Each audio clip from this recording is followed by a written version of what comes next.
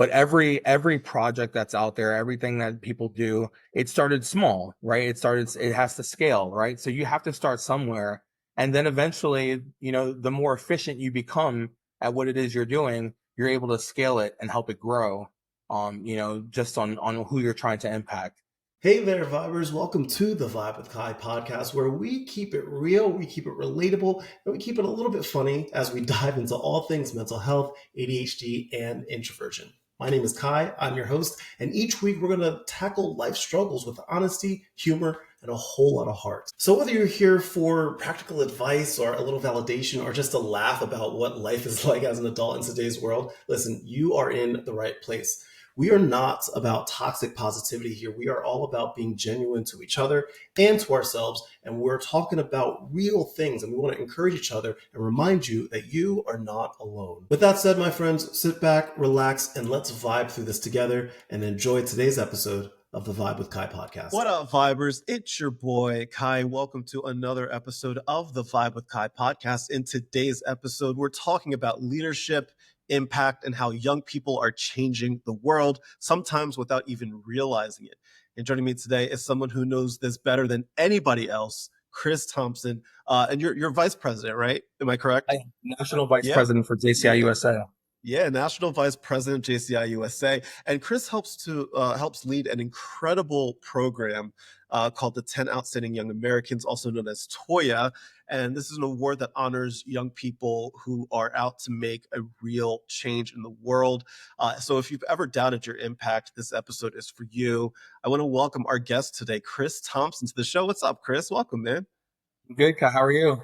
I'm good, man. I'm good. I'll never forget, because for those of you that don't know, I was a recipient of one of the TOYAs back in 2023, I think it was. And I'll never forget when I first got first of all, just even nominated. I was like, wait, what? Yeah. Yeah. And then to be selected as one of 10 was an incredible honor. And I cannot thank JCI and the TOYA team enough for like the incredible time I had that year. I think it was in Minnesota that year. Yeah. So I had a lot of fun, but I want to start with you, Chris. I want to talk about your journey. Like, how did you first get involved with JCI and how did you get to the point now where you're national vice president?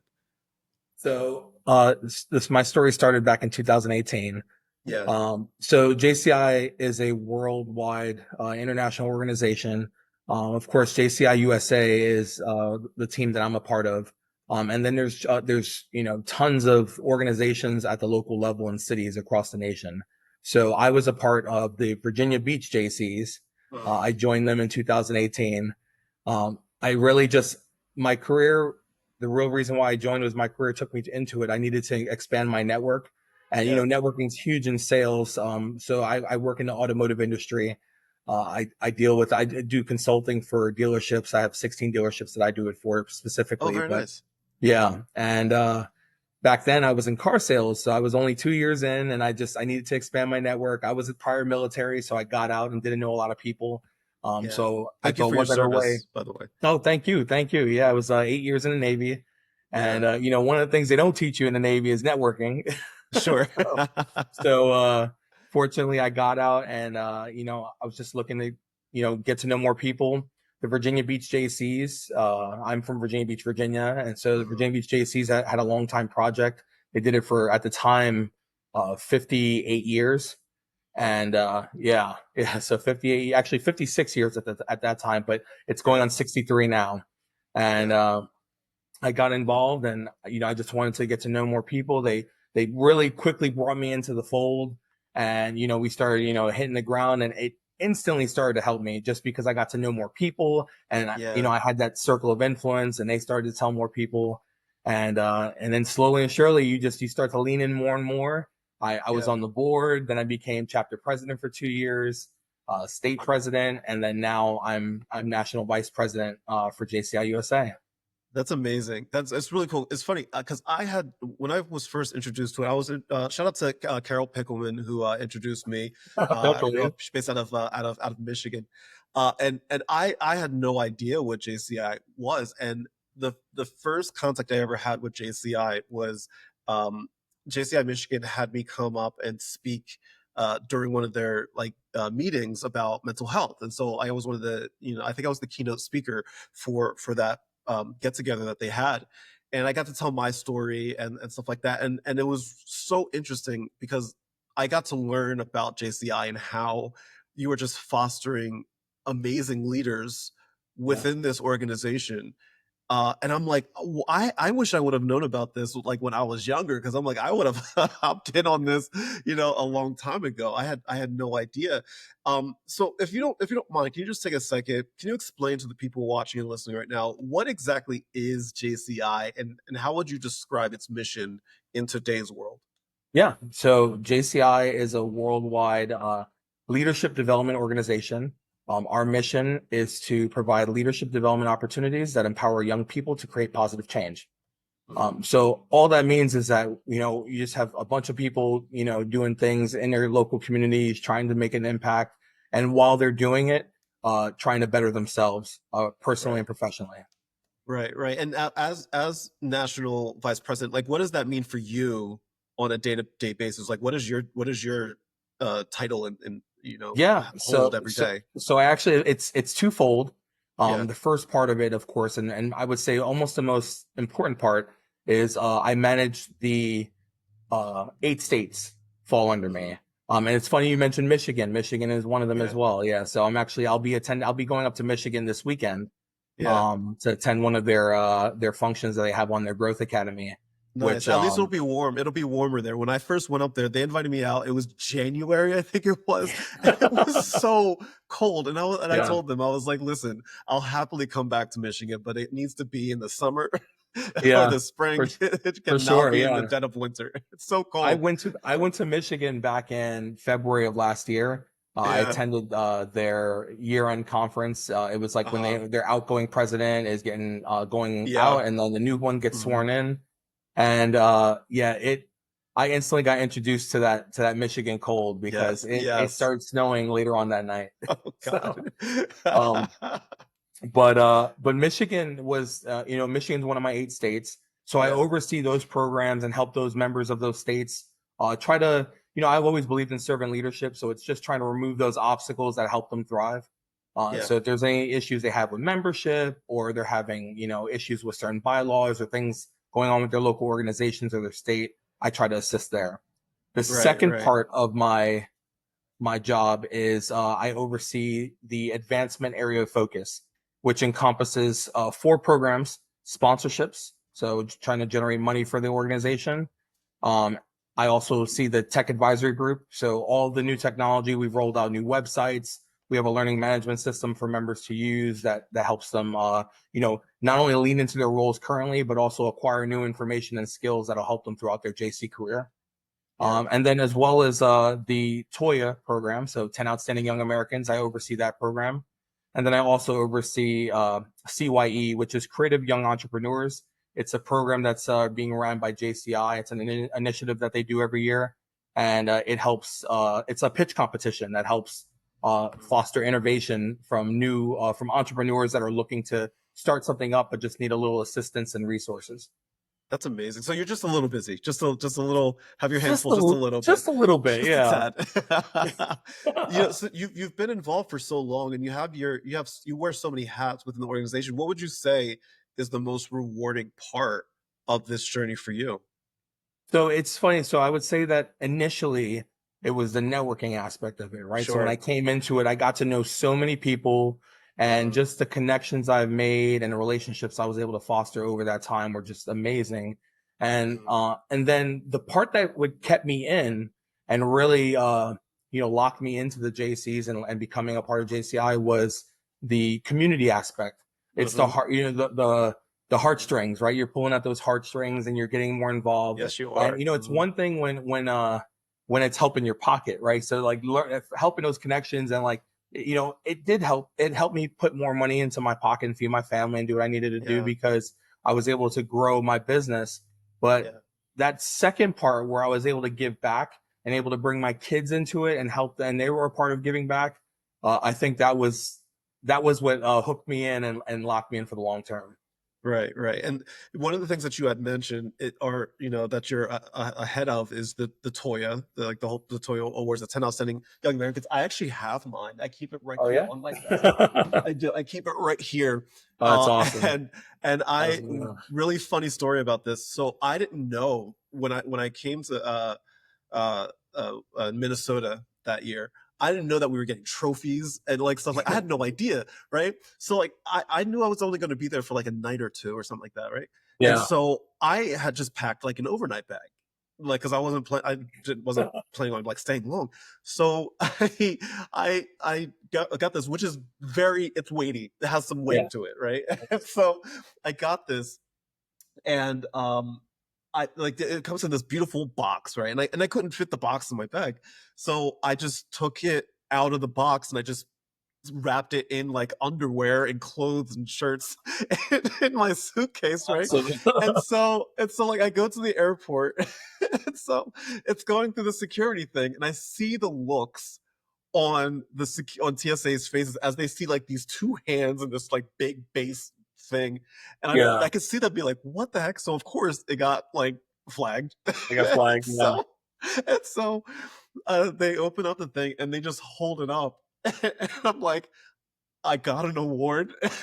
This is what the award looks like. I swear, it's not a blunt Yeah. instrument for causing any sort of chaos. Yeah. I promise you. And the person, in the most curious of ways, was just like, congratulations. Oh my god, I had no idea, but it was such a fun night. Yeah. I mean, I just had a blast, and I got to meet so many incredible people. Some of whom have become my friends, ever since I met them that night. The Toyas, they recognize leaders across so many different fields, from entrepreneurs to humanitarians to goofballs like me, on social media. In your view, it has so many different types of leaders, but what unifies all of the TOYA honorees, no matter which category that they're in? It's overall, it's just, people doing exceptional work, Yeah. in their community. It's one of the things about the JCs is that, we're all about bettering ourselves and, and bettering our communities. Well, TOYA gives recognition overall, whether you're a part of the organization or not, to those people that are doing great things in the community. And a lot of times you go unnoticed, right? And people don't recognize that you're not doing it for recognition, right? You're doing it for, whether it's your personal love or it's something you're passionate about. That's why you're doing it. But it's always nice when you do receive recognition and you realize, man, people are really watching what I do. And it doesn't matter what industry. I mean, and I'm sure you could attest to that. When you found out that you received your award, it was a good feeling to know, like, man, Yeah. listen, it's nice to see that people care about what Yeah. I'm doing and what I'm passionate about. Yeah, it was a very validating experience, number one, and number two, to see some of the work that other people were doing, other recipients. I mean, it was just inspiring, and I'm like, I want to get to their level. I want to do Yeah. some of the amazing things that they're doing. Why do you feel like now it's important more than ever to spotlight young leaders and their contributions? Well, I mean, this world is a crazy world we live in right now, and It is. everything gets put on Yeah. notice, and more times it's negative than positive, right? When somebody does something wrong, they want to make sure the whole world knows, but when somebody does something positive, you Yes. hardly ever see that, right? And it's just the way human nature is. I mean, like, positive things get good recognition, but seeing people do negative things just creates ratings, right? And so people flock to that, and unfortunately that's what gets highlighted in today's world. So we're just, Yeah. we try to change the narrative and make sure that, hey, look, there are people, young people doing really positive things, throughout the nation. And we just want to make sure that they receive their flowers for doing that. Right. And so I want to kind of take a peek behind the curtain here. What does the nomination, like, by the time this goes out, the nomination process will have closed, but I want to still give people like some insight as to how the whole process works. So what does the nomination and selection process for Toyas look like behind the scenes? Like what makes an application truly stand out to the people that are judging? I know for me, because I think it wasn't this year, but I think it was last year. I was one of the people that got to have I got all the applications, and they said, Kai, go take a look at all these, and I got a chance to like play a small role in that, which was really cool. But I'm really curious from your angle, what does the process look like, and what makes people truly stand out? Because there's a lot of people doing amazing things in the country. Yeah. So there's different avenues. There's business, there's entrepreneurship, there's humanitarian, philanthropic sections to it. But really it just comes down to, what you're doing, how many people have been impacted by what you're doing, right? There's some things we've tweaked for this year. The reason being is that the next step of TOYA on our level is on the JCI level internationally is TOYP, which is 10 outstanding young people. Wow. And so we try to fall in line with the TOYP guidelines and judging. So we've made some small tweaks to that, which all that means is that, do they have, what's their educational background? What have they done? How has that affected people? Is there an economic impact to that, Right. whatever it is they did? And then overall, it comes down to a grading system where you say, okay, well, this person's acquired this many points, and based on the top 10 people that acquire the most points, they'll move on and become the awardees for TOYA. And then we'll submit those applicants for TOYP at the JCI level. Right. That's so exciting. And I know from when I was first selected, I immediately had like this imposter syndrome, right? Especially when I saw like some of the other recipients were doing to affect the world in a positive way. And I know that there's a lot of young people out there that are listening to this right now, or have heard of the Toyas, or heard of JCI, that feel as though their work in their community is not big enough, right? It's not Yeah. important enough in comparison to what some other people are doing. But I mean, at least I think so. And you can correct me if I'm wrong. I believe it's about more than that. I believe that everybody's um, everything that people are doing, whether it's big or small, is just as important as the next. So what Absolutely. advice would you give to someone who's doubting whether they should even apply or get nominated in the first place? I would say that you're always being noticed, right? Yeah. It may not feel like it. It may not feel like, nobody knows what you're doing.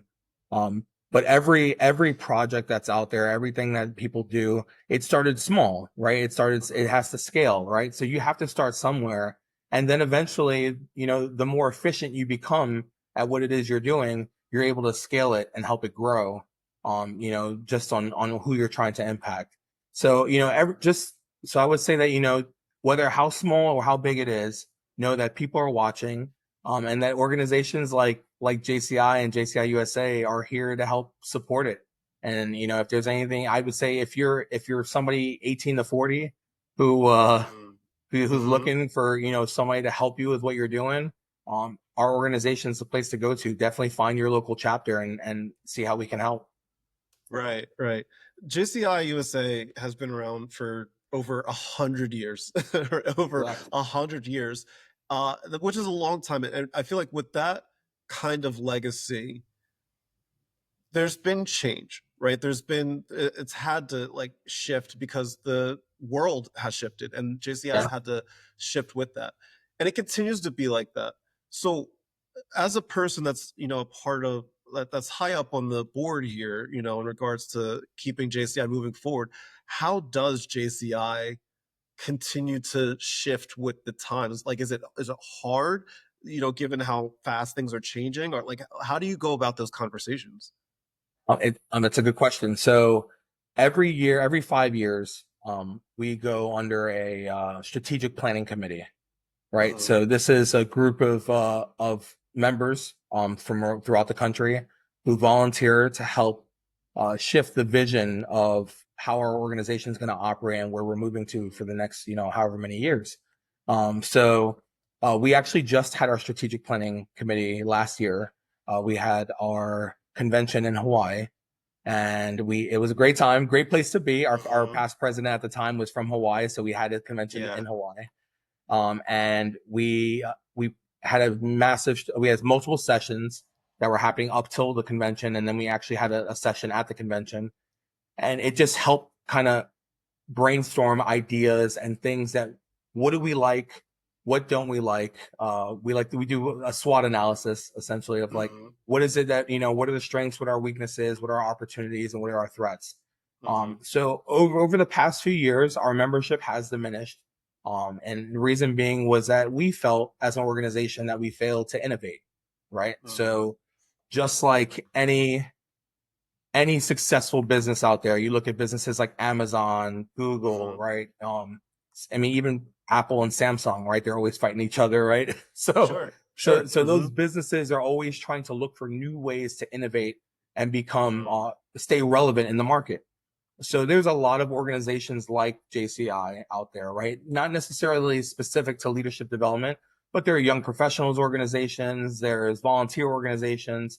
So we realized that in order to survive another 100 years, we have to innovate and continue to not only appeal to our members, but also recognize that with the times, generational, like with different generations, the times change as well, and Mhm. mindsets changed of what's important and what's not important. So we can't Right. just cater and say this is the way we've always done it. We have to Right. continue to say, okay, this may be how we've always done it, but is it still relevant?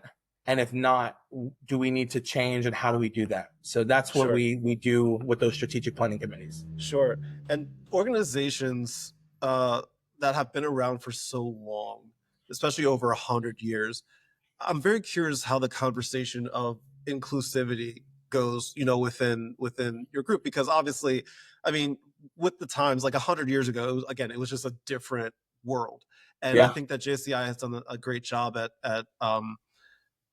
again growing with the times and changing the mindset internally, externally. Um, how do you approach inclusivity, within JCI? Given how things were 100 years ago today, Yeah. how do you ensure that people are included that may not have been included in the past? Yeah. So we actually have a DEI program. So that's the DEI programs ran by Mhm. our one of my other fellow NVPs, JP Ong, out of Mhm. New York City, and he oversees that committee. But we have things like the chaplain, and we have meetings with the diversity, equity, and inclusion committee, and we're always trying to make sure that every one of our members is heard, right? Mhm. And I could say my specific DEI journey started in Virginia Beach. When I got to my chapter, I'm Yeah. originally from New York City. I'm from the Mhm. Bronx. And when I Mhm. came to I'm the a Jersey military, boy, so I yeah, feel like you're right. my brother. So Yeah, I definitely don't have the Southern accent, but it pops up every now and again. But when I came down here, when we joined, me and my wife actually ran TOYA. She was the NVP at the time, okay. when you Mhm. won in Oh, 2023 in nice. Minnesota. Yeah. Yeah. And so when we joined the organization, we realized, I'm mixed myself. I'm, white, black, Puerto Rican, and Yeah. my wife's black. So like we're a mixed family, and like we Mhm. noticed that when we joined our specific chapter, that a lot of the members didn't look like us. Sure. so Sure. and Mhm. it's a real thing, right? It's like, so Yeah. we're like, okay. And so I always believe that DEI is not just completely about race or gender or Right. creed. Right. There's a It's lot of more there's a lot about of misconceptions out there right now about absolutely, DEI. absolutely. Yes. It's not about that. It's about making sure that everybody, regardless of where they came from, has a seat at the table, and that their ideas are Mhm. accepted and for what they are, right? And Right. so that's what we wanted. So when I was president, when my wife was president, we looked in bringing members from all walks of life, right? We wanted to make sure, Mhm. okay, like, you know, most of the people we had were either businessmen or local people at the beach. Are we including people from the service industry? Are we including people in music? Are we including people, Mhm. like, we wanted to make sure we had something for everybody. Yeah. And that's, I believe, as a national organization, that's what we're really shifting to now, is making sure that, listen, we don't just want to appeal to Yeah. the older generation, or we don't just want to appeal Mhm. to the middle age. We want to make sure we have representation across the board from ages, because it's all going to Yeah. add value to our organization. Yeah, when I was there in Minnesota, if you looked around the room, not just at the attendees, but even at the other recipients, the class that I was part of, it was such a wide variety. Like it wasn't just like one specific type of person. It was such a wide variety of people and different races, colors, religions. Like it was so many different types of things, and that was very reassuring to see again, because like I was still new to all of this, and to look around and to see this community of people that is just like legit this melting pot of creativity and leadership and love and care. Like that was a really reassuring thing. I feel as though sometimes that we often, at least it feels like to me, we live in a time where people can feel a little disconnected from community service and leadership groups, right? So, and I don't know, you had mentioned how, you know, the membership has been going down a little bit. So, I mean, how is JCI adapting to hopefully reignite that passion among the younger generations? Because, like, I'm older, you know, I'm 30, I'll be 38 this year. And I'm curious how, like, we have, you know, Gen Z and Gen Alpha that are really coming up the ranks now when it comes to leaders that we're, you know, preparing them for, like us millennials are preparing them for. So Yeah. how do we reignite that passion among our young leaders? Um, it really just comes down to appealing to what I would say every single person in our organization joined for a specific reason, right? Sure. It's not always the, like just like my story, it wasn't volunteerism that Mhm. wanted me to, join the organization. I had my reasons. And so I think it's important to stay fluid as an organization and realize that we don't lean into any one particular part, and Mhm. that we do what we can to appeal and add value to our members for whatever reason it is that they're joining. Right. That we continue to just Right. Right. make sure that we provide different avenues to bring our members in. Right. And I know for a fact that there's going to be people that are listening right now that are like, okay, I like the sound of this JCI thing. I want to get involved. So we have people all over that listen to this and watch this from all over the country. If somebody's watching this and they're like, I like that Chris guy, I want to learn more. You know, what can people do to get involved with JCI? Yeah, so if you go onto www.jciusa.org, there is a local chapter finder on there. So you go on there and you'll look up your local area, and then it'll actually pull up whatever chapter is near you and bring them straight to the membership page for that. And also, like I said, our TOYA site is on there as well. So there's that's where the nomination form is. But you go on there, you'll find your local chapter, and they have meetings every month. You show up and you say, "Hey, I just want to know more info about, what it is the JCs do." Show up to a meeting. If you like it, great. If not, I understand, right? No harm, no foul. Not every organization's for everybody, and that's okay. Right. But you're going to meet a lot of good people. You're going to meet a lot of people doing positive things in their local Mhm. community. And then the great part is, that, hey, it's not just about what I'm doing at the local organization. I'm a part of a worldwide network of young people doing the same thing that I'm Yeah. doing now. Yeah, absolutely. If there's somebody that's listening right now that dreams of making a difference in their community, but they just feel like just overwhelmed, what's like one small step that they can take just to kind of get the ball rolling? Yeah, I would say, go to your local chamber of commerce, go to other organizations that are out there and see even your local city council, right? Go to your local government and figure out what the needs of your community are. A lot of your city councilmen and, city leaders, they know what the needs are. They know what the people are looking for and like what's needed out there. And just fulfill a need. That's really all we do is, we try to identify one problem that's in there and then fix that one problem. And then once you fix that problem, okay, I can do this again. And then you keep doing it and you get more momentum. And next thing you know, you're changing the world. Awesome. I really appreciate the work that you're doing, Chris. I appreciate the work that JCI is doing in general. Again, like when I was first introduced to it, I was like, introduced to this world that I didn't even know existed, of these incredibly kind, sweet, caring people. Like, I've never been around so many like nice people in my life. Like, I will never forget. I remember when I walked in and I was kind of like meeting everybody at the award ceremony, and everybody was like really nice, like to the point where it's like, why are y'all being so nice to me? Like why are y'all being so Yeah. kind?